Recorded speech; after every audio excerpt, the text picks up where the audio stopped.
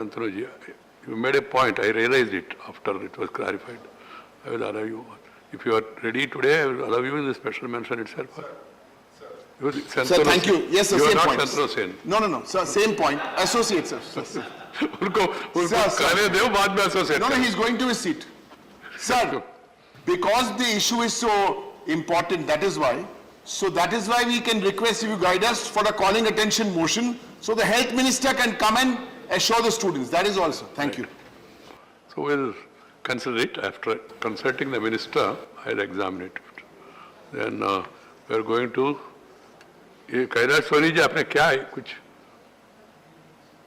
धन्यवाद माननीय सभापति जी, आपके माध्यम से लोकतंत्र के एक बुनियादी विषय पर हम सदन का ध्यान आकृष्ट कराना चाहते हैं और भारत सरकार का ध्यान आकृष्ट कराना चाहते हैं। आज का दिन हिंदुस्तान के स्वतंत्र भारत का सबसे बड़ा दिन है। आज के दिन इस देश में, जैसा कि आप सभी को ज्ञात है, कि जून 1975 25 और 26 जून की मध्य रात्रि इस देश में सारी संवैधानिक व्यवस्थाएं धूल धूसरित करके इस देश में तानाशाही स्थापित की गई। उसके विरुद्ध सारे सर्वोदयी नेता, सब दलों के नेता, जिसमें कांग्रेस दल के भी लोग थे, इन सारे लोगों को जेलों में भेजा गया। 1,10,000 से अधिक लोग विषय क्या है आज? ओके, जेल में थे। और दूसरा ये सुझाव इसके लिए सारे दलों ने संघर्ष किया और आज के दिन 21 मार्च 1977 माननीय प्रधानमंत्री मोरारजी भाई देसाई की सरकार ने आज के दिन आपातकाल समाप्त किया और लोकतंत्र पुनर्स्थापित हुआ। तो आपके माध्यम से हम विनय करना चाहते हैं भारत सरकार से कि आज के दिन को लोकतंत्र विजय दिवस और लोकतंत्र पुनर्स्थापना दिवस घोषित किया जाए, जिससे आगामी दिनों में कभी लोकतंत्र पर कोई भी आघात करे तो इन सारी नई पीढ़ी को लोकतंत्र के लिए लड़ने के लिए प्रेरणा मिलेगी। इसलिए आपसे विनम्र प्रार्थना है कि लोकतंत्र विजय दिवस के रूप में घोषित किए जाने की। Special mention permitted. Sushil Modi सती महोदय, please, no comment. This is not the way. If you agree with that, okay. If you disagree, keep quiet. And you get an opportunity, you can also. सती महोदय, one nation, one tariff for power in India. Sir, Bihar lacks both coal and other renewable energy resources, which are essential for producing energy. Hence, Bihar has to rely on external sources to meet its energy demand. Over 3/4 of the energy is bought from central power generation companies, whose prices are higher than independent power producers. Bihar is thus compelled to purchase power at higher rates, which have risen 27% between 2015 and 2020. Bihar's average power purchase cost is rupees 5.05 per unit, whereas the neighboring Jharkhand is 4.1 and Odisha 3.01 rupees per unit. It becomes more pronounced when compared with power producing states like Gujarat, Punjab and Maharashtra. The higher purchase cost of power contributes 80 to 85% total cost of distribution companies and translates into higher retail tariffs. As a result, electricity tariffs faced by common people in Bihar are higher than neighboring states. I therefore ask the Government of India to bring in one nation, one tariff policy to ensure uniform power cost and tariff across states. This mechanism can be executed feasibly, similar to GST, wherein as a first step, a national fund pooling the purchase of all generating power and then allocating to states can be created. It shall normalize cost. This is critical to eliminate undue regional disadvantages and provide level playing field for power companies. India is already advancing along this direction through one nation, one tax, one grid, one election, I ask the Government of India to do the same for power tariffs. Thank you, Thank sir. you. Sri Tiruchi Siva. Sir, thank you, Chairman, sir. My special mention on ban on online games with stakes which lead to addiction. Sir, several online games involving the use of real money as bets have come up in the last few years, and with this there has also been a surge in addiction to these games and a rise in suicide cases due to losing of money by individuals reaching up to lakhs of rupees. Sir, in the last few years, 7 suicide cases have been reported where the primary reason was losing money in an online game. Sir, there have also been reports of individuals addicted to the game adopting extreme measures to procure money to use as wages online. Sir, there is an urgent need to address this issue and bring in a strong legislation for banning such games which involve betting real money.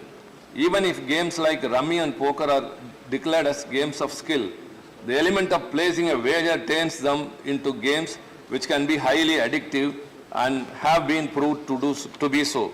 So teenagers and adults are both equally affected by this, and gambling being so ready available in the hands of teenagers is highly concerning. So Tamil Nadu government in 2021 brought in an amendment act to address the issue, which included a ban and also has fine and imprisonment for both the users and gaming houses for such games. So our state continues to take it forward, as such games cannot be left unregulated and free to use, especially by teenagers, as addiction to them is not only resulting in heavy economic losses but also loss of lives. So I urge the government to take it seriously to ban online games throughout the country. Thank you, sir. Send the names so that the list can be prepared.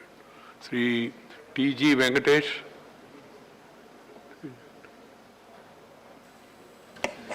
Respected Chairman, sir, my request to the Ministers of Home Affairs and Law and Justice, Government of India, through this August House to consider and take concrete steps to safeguard the interest of senior citizen prisoners convicts in this prevailing COVID pandemic situation.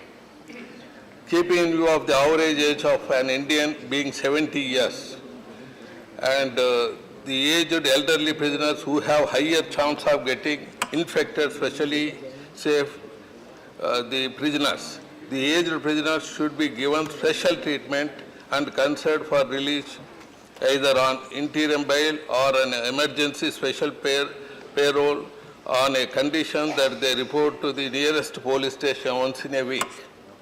Special scrutiny is needed on humanitarian grounds in such cases where either of the soldiers or prisoners mates have died due to COVID or under any other health condition, and also where their children have become orphaned.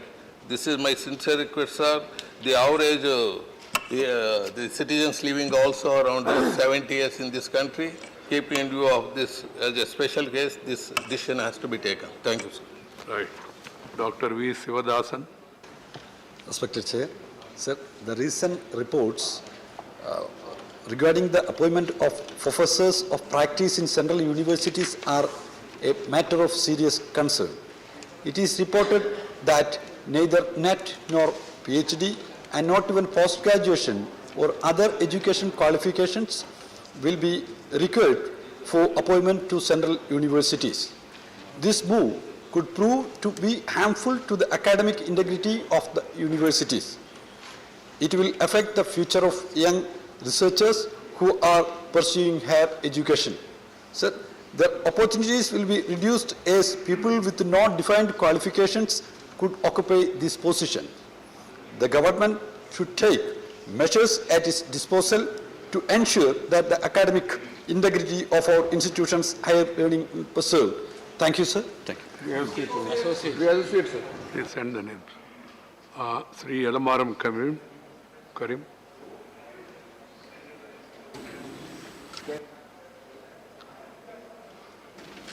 Thank you, Chairman, sir. So the subject is to augment the train coach building facility in our country. There is an urgent need to augment the train coach building capacity of the nation. to produce 400 Vande Bharat train sets within 3 years as announced the recent budget. At present, all the coaches are being built at 3 coach building facilities under Indian Railway. One is ICF Chennai, Rail Coach Factory Kapurthala and Modern Coach Factory Raebareli. ICF has already rolled out 2 sets of Vande Bharat train and the same are in service. Another 2 sets nearing completion in ICF. Orders to the tune of 20 sets to ICF, another 20 sets to RCF still pending. These facilities are doing the manufacturing of Vande Bharat train set besides the usual production works. It is expected that it will take another 2 to 3 years to finish the ordered work. That means the budget proposal of running 400 Vande Bharat Express trains within 3 years will be a difficult task. Hence, the coach building capacity of Indian Railway has to be augmented immediately and land acquired for the building of a coach factory at Palakkad is laying vacant. There was mentioning something about that purpose in the budget, but the recent budget has lacking that also. I request the immediate step may be taken to start the construction of rail coach factory at Palakkad, Kerala. Thank you, sir. Thank you. Sri Vinay Viswam. Sri Vinay Viswam. Sir, this special mention is regarding decreasing female labor force participation in the country. Sir, the recent periodic labor force survey conducted by the Ministry of Statistics shows a shocking absence of female workers in the labor force, as the participation rate has fallen to a record low of 20.1% only during the period of April-June 2021. This is the lowest among the major economies in the world. The percentage of women in the labor force is considerably lower compared to men. In men, it is 73.1%. As per periodic labor force survey, the women formed only 17.2% of the worker population ratio during April to June 2021, with a decline of 1.5% from January to March 2021. With a substantial representation of women in the unorganized sector, the lack of employment opportunities, unequal and unsafe work conditions, lack of facilities, domestic responsibilities, etc., has contributed to this decrease in participation. The government must take immediate steps to ensure that conditions of work improve for women in the labor force. Interventions must focus on structural reforms such as gender equal policies, affordable child care and enhanced social security, including medical benefits, health insurance and benefits for women. I therefore urge the government to take note of this decrease and take immediate steps to increase participation of women in the labor force. Thank you, sir. Associate, sir. And your names? Sri Subhash Chandra Bose Pilli. 0 hour. Subhash Chandra Bose ji.